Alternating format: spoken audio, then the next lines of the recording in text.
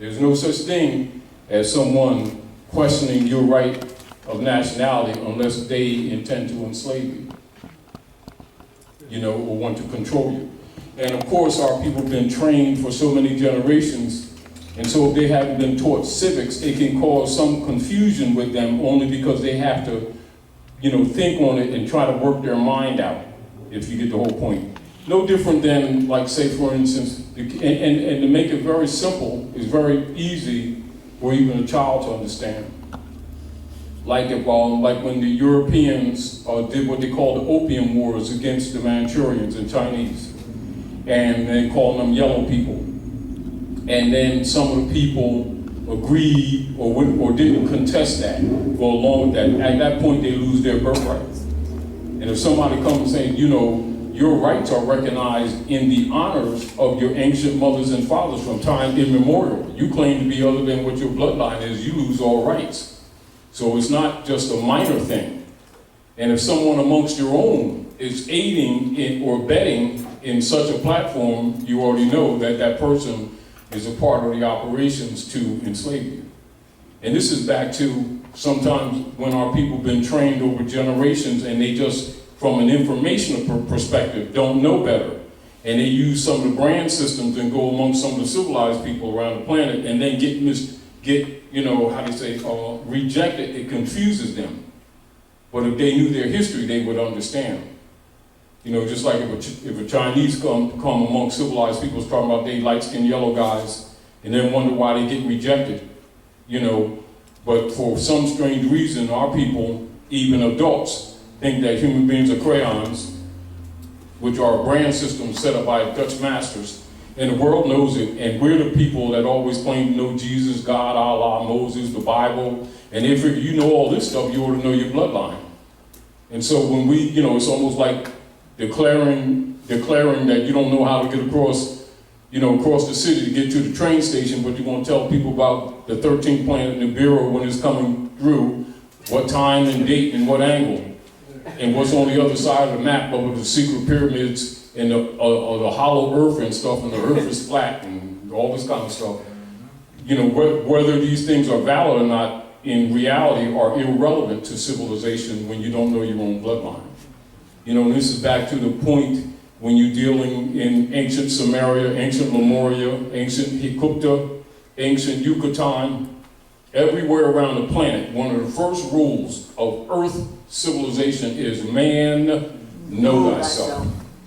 And then the ancient philosophy where it's always said in many formats, where it says, how dare you talk about gods that you do not see and don't even know your own bloodline. And another level, it would say, how dare you claim the love of God you do not see and love not your brothers and sisters whom you see by the day.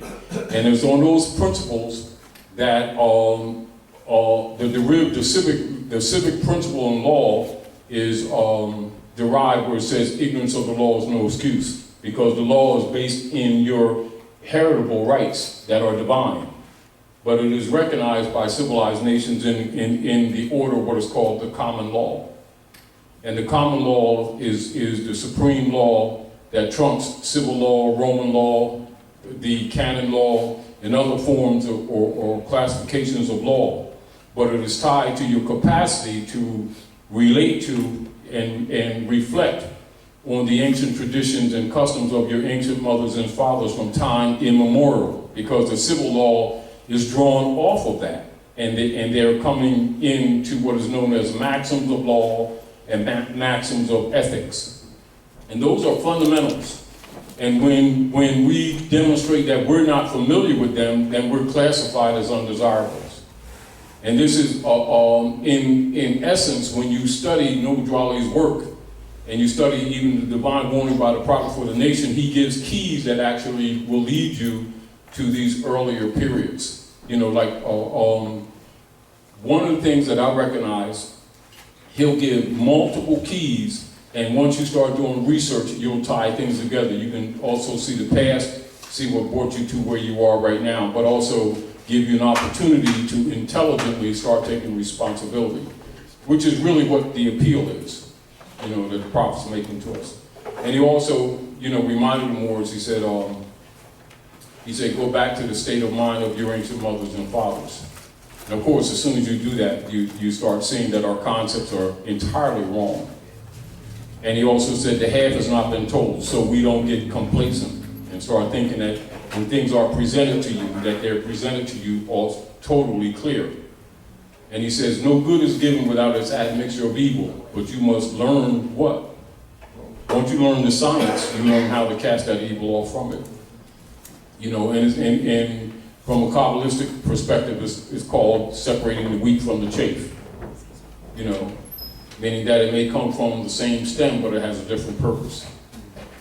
You know, and so we must be able to become more and more competent in our interchanges with each other, and also with our interchanges with the imposters. Because this is probably one of the most damaging things concerning the birthrights in these days is the fact that many conscious Moors are not made aware of the imposter activities of the European. And that's not a circumstance, that is a deliberated operation. You know, it's not something that's here and there with some. It is a deliberated and designed operation. And it must be brought to people's attention, because I think a lot of times they think that sometimes when the European is trading places and different factors, that they're dealing with an incident at the moment, not knowing that that is the political platform. You know, so, and it's back to understanding de facto, de jure, you know what I mean? Real, prima facie, you know, organic, you know, inorganic, you know, actual, fake, you know, stuff like that. And I recognize that a lot of times when people get into trying to solve their social and economic problems, a lot of times in that area of making that discernment, that we're often weak. And partially because most people aren't given basic third grade grammatication, so they already grow up hampered in their reading skills. Doesn't mean that you can't read words. And it doesn't mean that they can't flow with reading words, but they don't have an etymon degree, so they're not aware of the connotative linguistics that's deliberately introduced into society for control purposes. And so they don't suspect that they've been miseducated from the door, because they can flow with the language. They can flow through books. But just the mere fact of the designed absence of a third grade etymon degree hampered most of our people. And this is why when there's an assessment, a literary assessment done in North America in particular, it is established, very solidly established, that the average reading skill of persons under the black codes is 4th grade, even when they got college degrees. You know, and people who don't understand the dynamics of the etymon absence, you know, they don't reason by that because they don't know that they don't know. You know, so that's one of the things. And then, of course, when you get into, you know, operational principles of jurisdiction in both government, operative government, organizational governing, institutional governing, international governing, private, personal governing, you know, issues, logistical governing, all of these things are aspects of jurisdiction. And so people who don't know fundamental civics, it never dawns on them that all of their activities in society are concerned with jurisdiction. You know, so we're going to go over the divine warning by the prophet for the nations, and we're going to do some analysis. Are we ready to start? I'm going to know where you're going to stand, so I can, because you know I have to set this one way. Yeah. Our instructor for tonight is Grand Sheikh Taj Tarik Bey. Let's receive him. Let's welcome him. We're going to go through divine constitution. We're going to touch on that divine constitution and bylaws, which Sister D will go into incrementally. And we're going to deal with a divine warning by the prophet for the nations. And one of the particular, and every once in a while we go over this because we have to remind people of the mission of the prophet, because they have a tendency sometimes to mistake his mission, or by how people either misrepresent him in the name of representing him. And so I'm going to present this to you again, and then we're going to do some analysis, etc., so you can see the governmental principles involved and the civic nature of the movement, and not just the prophet's call to us, the heirs of the estate, but actually to all others too. So as you can see, this is a divine warning by the prophet for the nations, and that is a plural. So when people try to pigeonhole the prophet, you already know that's a misrepresentation. When people try to own the prophet, you already know that's a misrepresentation. When they try to present Prophet Nubuddha Ali as being other than universal, that's a misrepresentation. And so, and also, they try to take the prophet and present the prophet's information and the prophet's interest in us from a clubism perspective, restrictive of other people. You already know that's a misrepresentation. And we have the unfortunate situation where many people coming into contact with people who claim to represent the Prophet Nubuddha Ali, they get exactly that. A totally restricted, constricted, tunnel vision, reverse church, semi-hostile, trying to own the birthright mentality. But let us read what the prophet himself has to say, and then you see if this treatment or mistreatment that you're getting by some people who claim to be representing the prophet, you understand that the prophet came for all Asiatics of North America, not some club. This must be understood. So we're going to read the divine warning by the prophet for the nation, then we'll go back over it by paragraph and see what we can find in it that will be uplifting to you, and that would also share with you some sense of responsibility, which is most important. A divine warning by the prophet for the nations, from the prophet Nubuddha Ali. The citizens, I'm going to pull this up just a little bit more. Just a little bit more.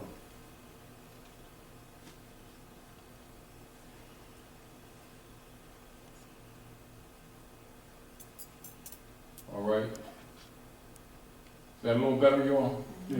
All right.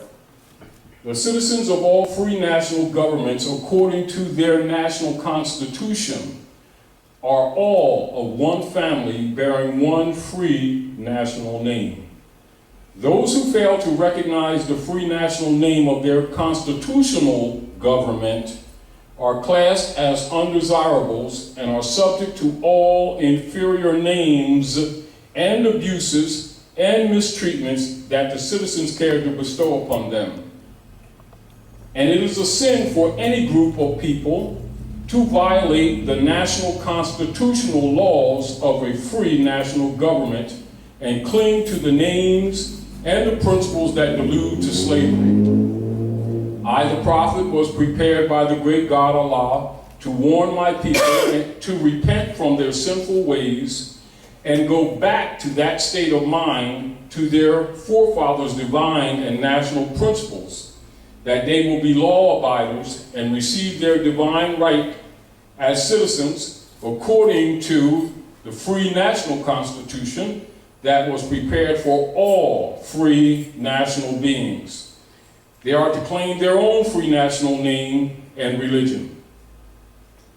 There is but one issue for them to be recognized by this government and of the earth, and it comes only through the connection of the Moorish divine national movement, which is incorporated in this government and recognized by all other nations of the world. And through it, they and their children can receive their divine rights, unmolested by other citizens, that they can cast a free national ballot at the polls under the free national constitution of the state's government, and not under a granted privilege as has been the existing condition for many generations. You who doubt whether I, the prophet, and my principles are right for the redemption of my people, go to those that know law, in the city hall and among the officials in your government, and ask them under an intelligent tone, and they will be glad to render you a favorable reply, for they are glad to see me bring you out of darkness into light. Money doesn't make the man. It is free national standards and power that make a man and a nation. The wealth of all national governments, gold and silver and commerce, belong to the citizens alone. And without your national citizenship by name and principles, you have no true wealth.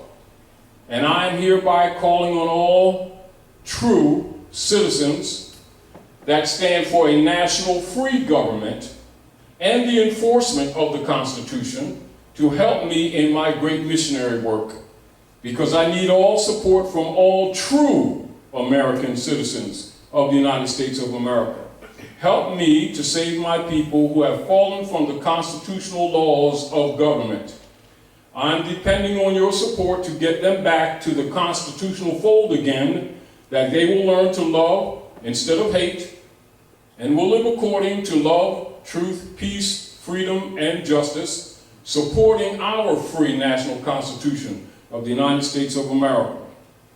I love my people, and I desire their unity and mine back to their own national and divine standard,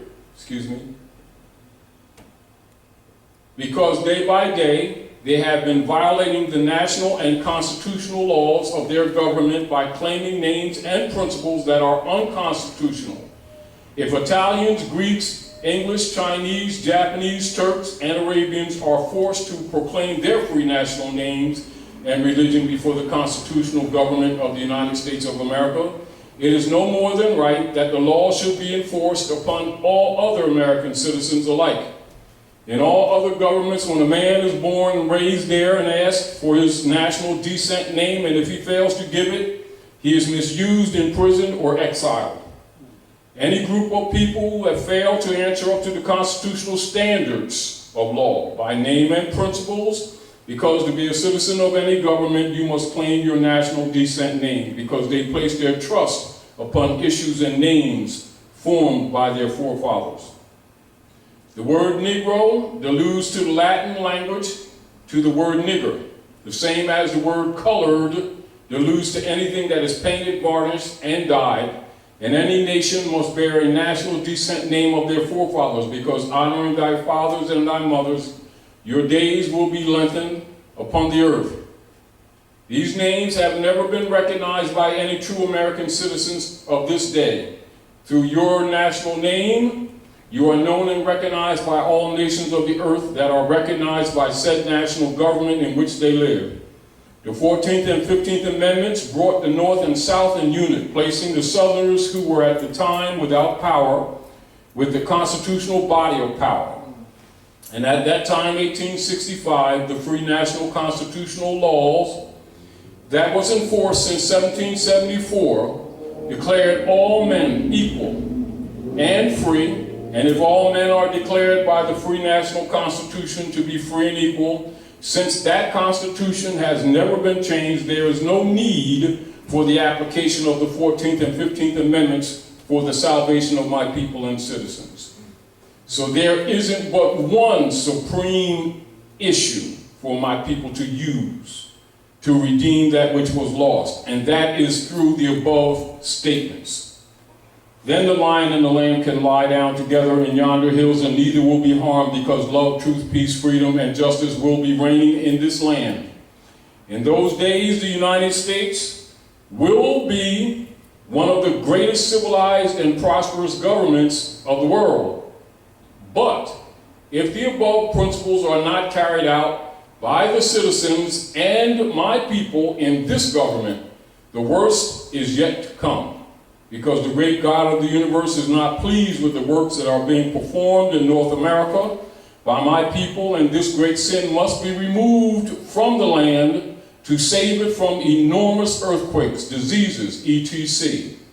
And I, the prophet, do hereby believe that this administration of the government, being more wisely prepared by more genius citizens that believe in their free national constitution and laws, and through the help of such classes of citizens, I, the prophet, truly believe that my people will find the true and divine way of their forefathers and learn to stop serving carnal customs and merely ideas of man, that have never done them any good, but have always harmed them.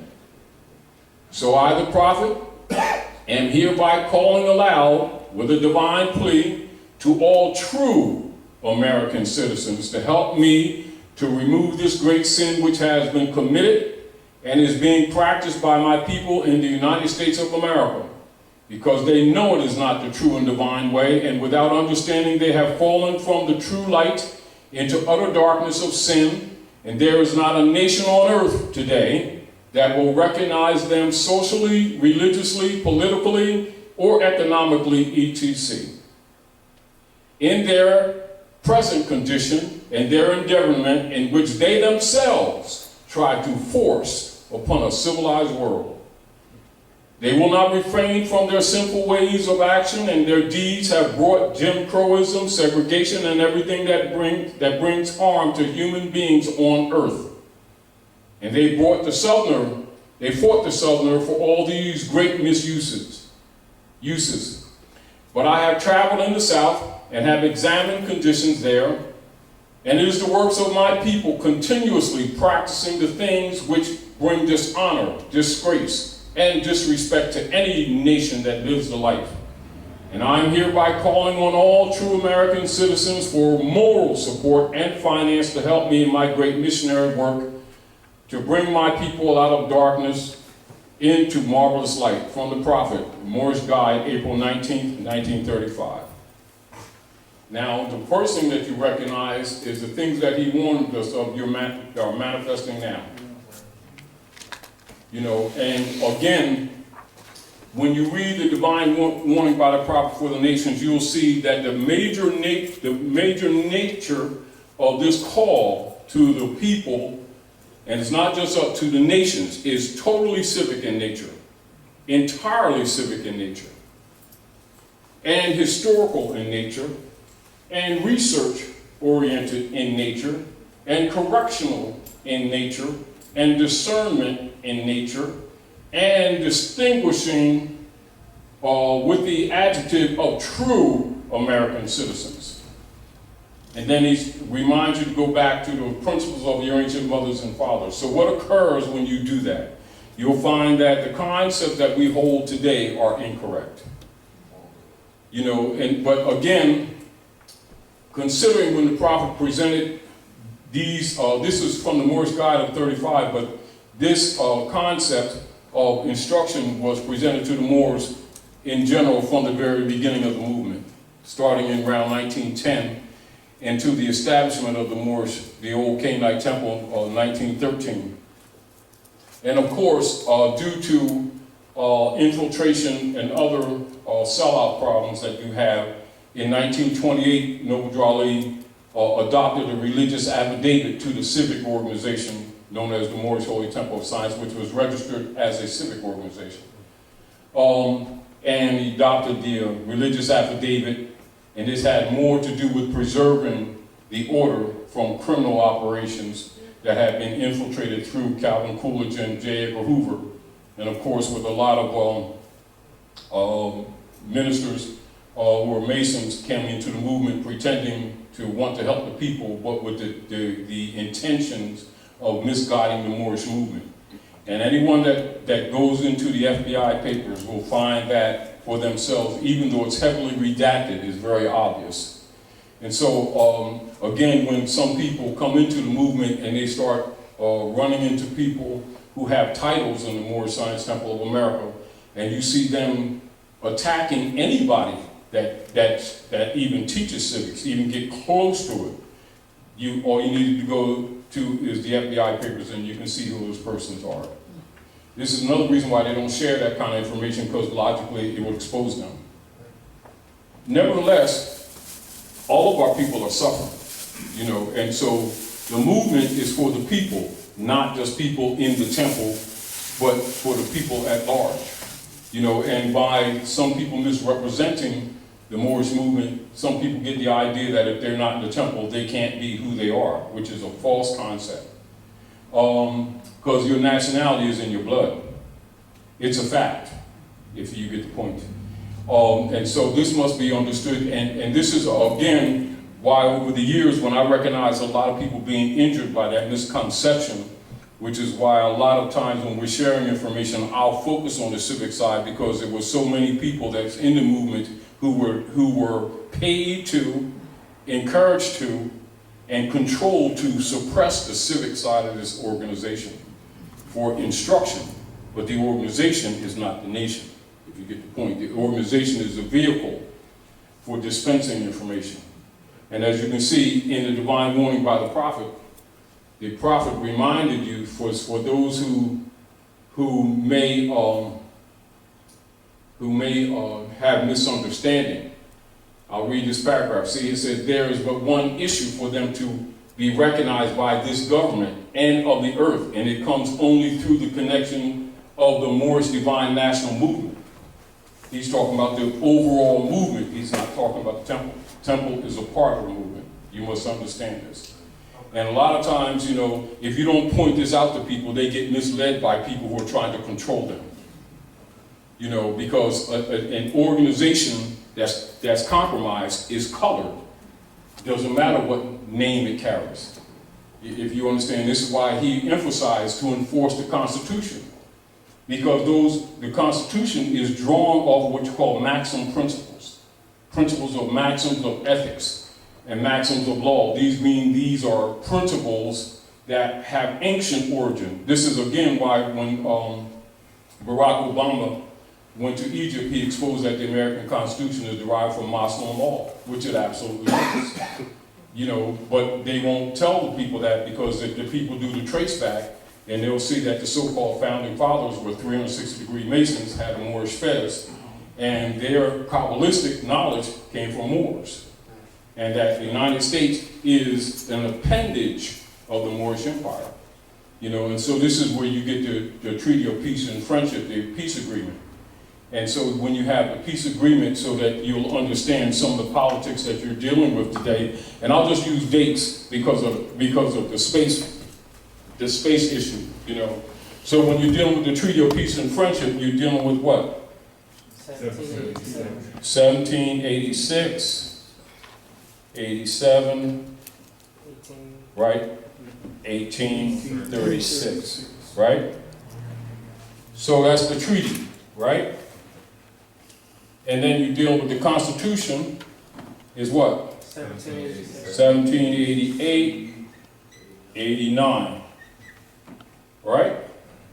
And so when you're dealing with the ordinance of it's called the Northwest Ordinance. 1787. Yeah, 1787. And that determined the format of government. And that's the form of government that would operate for this agreement. This is why you see the Treaty of Peace and Friendship. Then you see what they call sometimes they call it Northwest Territories Agreement, Ordinance of 1787, right? And so that gives you your structure of government. But keep in mind, one of the problems that we have is you've had people on both sides, including Europeans, mostly Europeans, but with Asiatics who betrayed cause. They continued the unum sanctum policies of the Spanish Inquisition against the Moors. So the mission was to overthrow the legitimate government and set up an imposter government in order to negate their obligations to the treaty, which is the protection of the true heirs.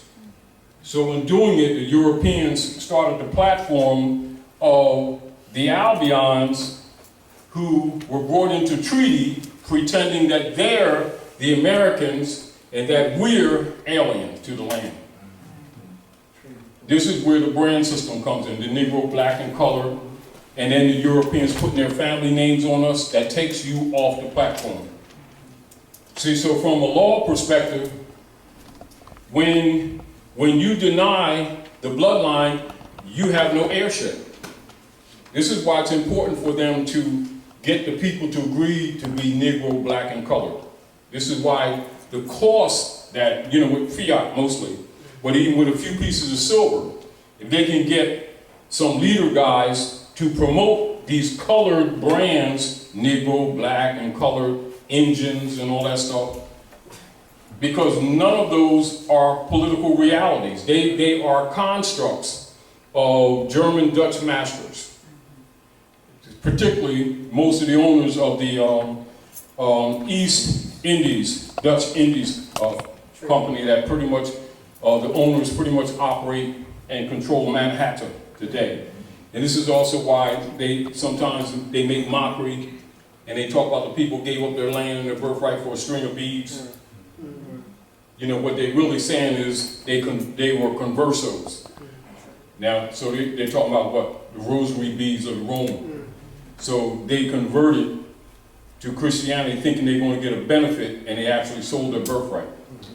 And they needed to convince the others to partake into this thinking that they're going to get a benefit.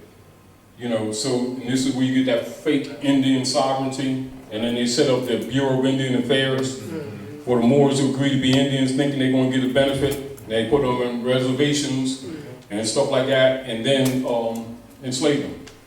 And this is why, like you see, the Skull and Bones uses Geronimo's bones. When you see that X in that skull, those Geronimo's bones. And remember, he went around convincing them, the Christians going to do us good and everything, and put down your arms and everything. Then as soon as most of the different territories gave up their arms, they took him, threw him in prison. Killed him, that's his bones and Skull and Bones. Which means what? Traitor. So there's no retirement homes for traitors.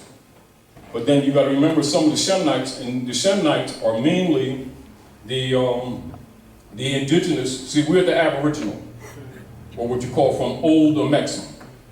So that Old Amexem, then modern Africa, contemporary America. Old Amexem is the prefix and then the suffix of Old Africa that makes America. You see? And so we're referred to as Olmec.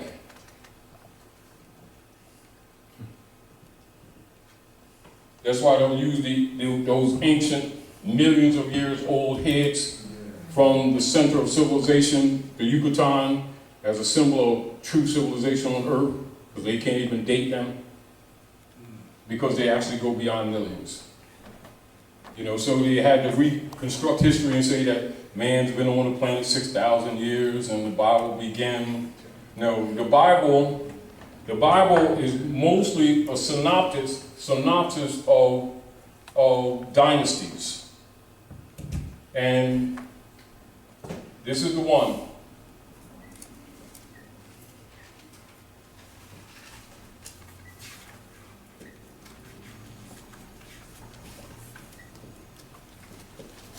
The last high priest of the ancient Moabite nation in the Yucatan. And then, of course, when you go back even beyond that, you deal with the cocoa plate split. The cocoa plates go right just below, like the land of flowers, they call Florida, Central America, etc., Panama, and that's like plates under the. And before the shift, before the Atlantis, which was a great river, before it became an ocean, those of us who came from on this side are called the Ibri, and that was the dividing of the land between what they'll talk about in the Septuaginta of the Bible, the dividing of the land between Ham and Cush. What it simply means is mother and son. In other words, the elders came on this side predominantly, although we peopled the earth. And so you must understand this is also why they turned the world upside down. So in the real Mappa Mundi, actually the south is the north and the north is the south. Do you understand? So this is where they talk about the popes of Rome turned the world upside down, if you understand. And so it's promoted that way, but all scholars really know that everything's been reversed.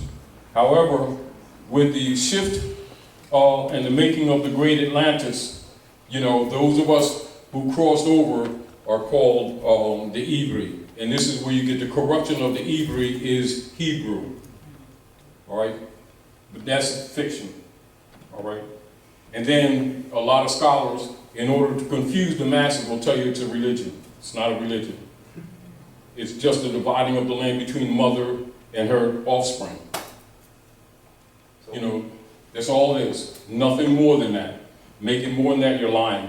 And this is what they've been doing. They've created lies and they've created confusion. And then many of our people who followed after that have been promoting it against their own people. This is part of the key to Rome's power. Rome's power is that the masses believe the lie. When you say last high priest, Say it again. When you say last high priest, Mordluak and Eel. You saying? Now remember the U and the O, the Ort, or the Ort was in the ancient world. Swipe that. In the ancient world, was considered sacred, and so often we didn't use the Ort, and so they would interchange the U. And not only that, a lot of your other structures in the ancient world, much of the consonants or consonants in the language was not always written. Or like you would see in the ancient world, if you look at the ancient Mappa Mundi, you might see MR for more. But you wouldn't see the consonants. Now, and so when you do research into ancient Samaria, ancient the cuneiform, even though there's cuneiform and the glyphic or the Aramaic Yahshua, they called Jesus in the codes, spoke Aramaic. So Aramaic is a form coming down from the Persic. And of course, when he greeted people, he would say, Assalamu alaikum. That means peace be unto you. But the reason why they won't teach language is because it'll become obvious the one that he called Jesus wasn't a Constantinian. You know, so that's another reason why they don't teach the real history. And this is another thing, like we was talking about, like when you deal with a lot of Asiatics, even though they're under European colonial operations, this is pretty much why they don't exactly like so-called black people. Because they know if we hadn't been the traitors that we've been, much of the Asiatic world wouldn't be in the condition it's in. But once the Moors fell, everybody else fell like dominoes. And everybody in the world knows that but us. You know, and it's not unlike what Hitler had said to Churchill. If you take them stovepipes out the war, we'll kick your asses. And the stovepipes is a password for the Moors who agree to be black, who keep going around the world fighting wars for this Roman, stealing everybody else's rights, and then coming back doing Negro marches. Because they ain't got none. As if divine law ain't committed us to, it's called justice. Yeah, you know, and so after a few generations we forgot, but the rest of the world sees us for just who we are. Extreme hypocrites that use Jesus as a pass. We hide behind the word Jesus, knowing that there is no J in Hebrew. And the world knows that we know that there is no J in Hebrew. Not that there's anything wrong with the word, if you get the whole point. You know, it's just that we keep agreeing to misrepresentations and ain't complaining about the misrepresentations. You know, claim to be black, then get mad because we get treated black. You know, in other words, we keep practicing fraud, then complaining because we're suffering from the fraud. Duh. Then call the European white man, which means sovereign, then get mad at him because he acts like a sovereign. You know, and this is back because we've got caught up in the Constantinian operations and lost ourselves. And we lost ourselves by passing the false doctrines down to our children, and they lost reference points. If you go, it's not that the children are dumb, they lost reference points. But you'll take, like, if you could take some of the people back, say, even maybe 4 generations, maybe 5, because they kind of, they were lost there too. You called them black, you had a fight. You know, now they think it's spirituality of the deepness of the Kabbalistic Hotepness of Africa, of the deepness of the Asiatic world, of the carbon of the universe. And it makes them not descendable. You know, so that's part of the connotative linguistics that the dark priesthood has successfully perpetrated upon the heirs of the estate to make them non-descendable. So logically, from a realistic point of view, to retrieve the heirs out of darkness to make them descendable, it is important for them to do what? To go back to the fundamentals and then examine them, because once they do that, they're going to have to clean up what they thought was the fundamentals. Yeah, exactly. And also why he said the half has not been told. Why? Because you're going to find this, right? Right? Constitution.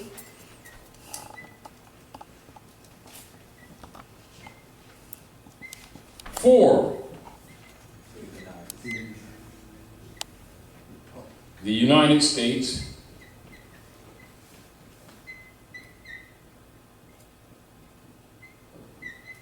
and then you're going to see this Constitution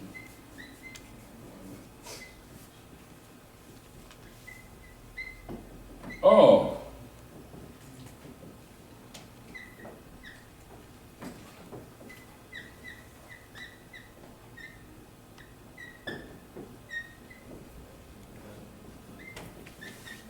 so Could that be considered the starting platform of the when he told you go back institutional, what do they call it? institutionalization of slavery, Institutionalization of democracy? the U.S. democracy is this. This is the U.S. democracy. Okay, This is the republic. right. This is the republic. So let's do like this. We ain't got much room, but I'll do this.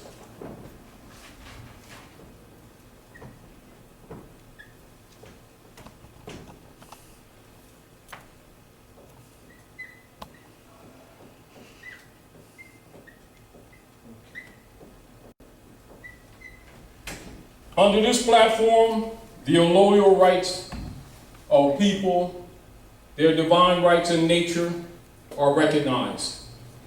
Under this, they are not. This is allodial law, so write this down because of space issue. Allodial law, feudal law. Birthright recognition, birthright theft. Real, fake. Jurisprudence, color of law. Religion, dogmata. Money, gold, and silver coin. Fiat, currency, fake credit against a lien against a closed account. That's how they operate. So, by the imposter platform is how the people are robbed, because the people don't know that they're operating under an imposter platform. Scholars know, politicians know, Masons know, Eastern Stars, Knights Templars, Knights Columbus, Kyklos, Ku Klux Klan, everybody knows what the heirs of the estate, which is again why it necessitated Noble Ali to set up the old Canaanite temple for the restoration of the estate to the proper heirs, and logically, in order to give them some kind of semblance of even going in the right direction, they needed to be turned back to constitutional government enforcement.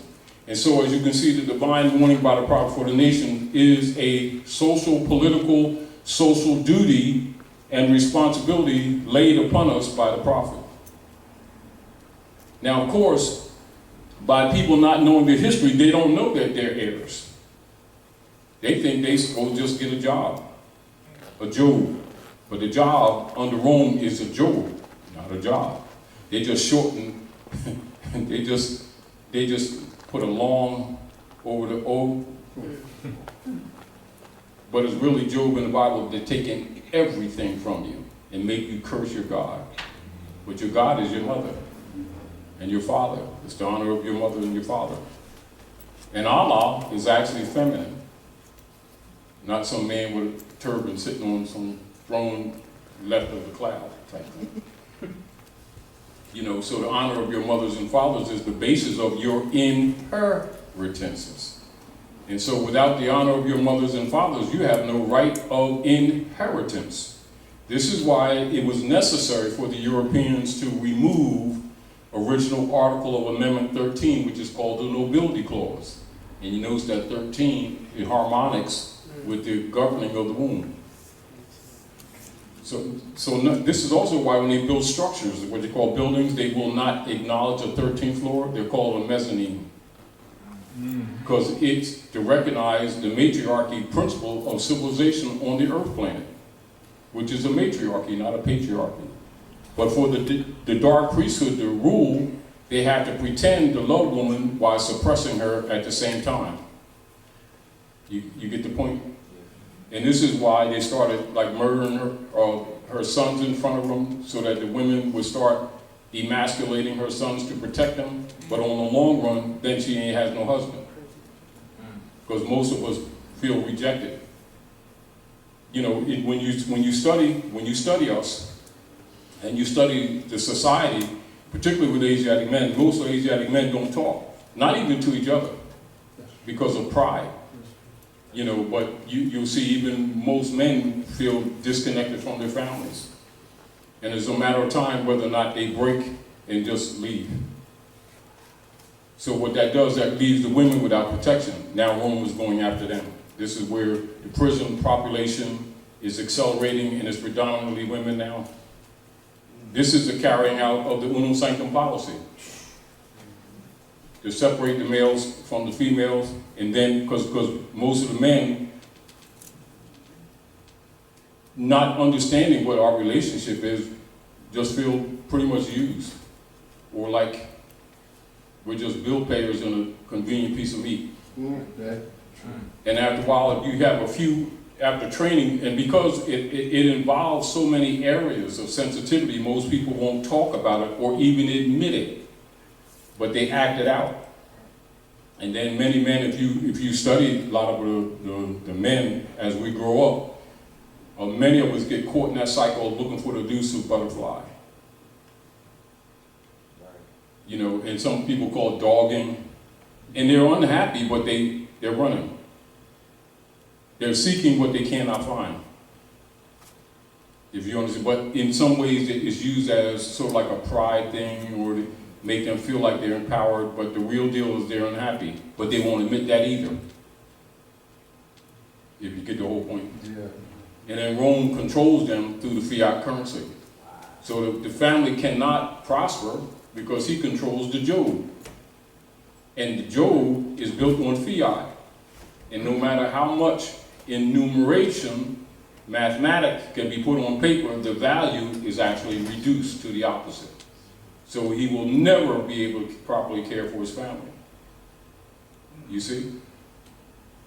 Then to hide them, they throw the, don't fear nobody but God thing up. Well, I'm in the world, not of the world, and everything. It's BS. Because they can't even deal with any other dimension until they conquer this dimension. So they grow up into severe contradiction, and then fakedly call it religion. And then they pass it down to the next generation, they're pretty much dumb. And that's pretty much where we are today. And that's an honest assessment, but most people aren't willing to tell the truth. Like men, they feel, if they tell the truth, they're emasculated. And then a lot of women won't tell the truth because they got to try to preserve what we got left of the family, whatever's left. If you can say that we got anything left. And then others, because they've been faking to be spiritual for so many generations, won't admit the depth of the damage. Yeah. Because to admit it is to admit that the idol gods that we've been worshiping not only haven't worked, they don't work, and if there's any proof whatsoever is that they hate us, like that European said. He said the only proof that niggers have about their gods is that their gods don't like them either. You know, but again, then that makes us have to reassess, doesn't it? To really analyze, to see where either we're wrong or we don't understand what's up. You know, and rather than people start dealing with these things and start cleaning them up, it is so deep and ingrained, as soon as you start talking any level of real truth and honesty, people shut down. Or they alienate, they start accusing you of having devils and stuff like that, because most people are so steeped into the hypocrisy that the hypocrisy itself has become the religion on all levels, no matter what the tag of the so-called religion is. And then they sit around and judge each other. Fix nothing. They fix nothing, absolutely nothing. And the only ones that get wealthy is Rome and whoever the leader guy is. The leader guy usually get a couple $1 million airplane, $2,000 suit, 2 parishes, and a few cars, and the opportunity to sleep with Bertha, who sings with the choir, and spend Jesus' half at the Bahamas every year. While the adults think that Jesus, and to tell their children falsely that Jesus got a bank account at Chase Manhattan, or Citibank, or whichever bank is there. And of course, with all the wealth that has been accumulated over the years, there's no accountability whatsoever. But all of the children that he happens to love happens to be poor as hell. Families falling apart. And they never ask about accountability because, of course, that's a sin. You know, you can't question the middleman. Yeah, and then he got secretly a 501c3 agreement with Rome. You know, and it's worked quite well. You know, but again, people's willingness to even support what is clearly provable as fraud, they won't do that because now they got to take the responsibility of actually turning their hearts back to their ancient mothers and fathers and relearning. And then people get lazy and they say, I've been this way so long, and they'll sacrifice the next generation because of their own selfishness. Sacrifice the next generation because they're not willing to take the responsibility to render unto Caesar what is Caesar's, and then try to say what is Caesar's came from Jesus. You know, knowing that they're lying. Not believing it, knowing that they're lying. But because when you have enough people around the crowd that are altogether hypocrites, they make each other feel good. Plus we sing pretty good. So, you know, we take the good spells, because the good spells was actually preserving the culture and codifying it because the Constantinians would murder people. So the good spells, they just now call it gospel. So they don't even deal with the good spells no more. Now they're begging songs. You know what I mean? Nothing preserving the culture. Then they blame that on Jesus too. But again, and so after a few generations, Rome pretty much got this stuff locked down. You know. But the other deal of it is by people not being aware of the real history, they are not aware that Rome plans to kill them. See, this is the really ugly part. They think that because they've been playing converso for so many generations that Rome was pleased with them and going to give them a Negro benefit for not being themselves, when he's plotting on killing them. And one of the things that I think some Russian scientists exposed, and now a few Europeans are admitting that that all disease on the earth are man-made, and particularly cancer, and is done with genetically modified organisms.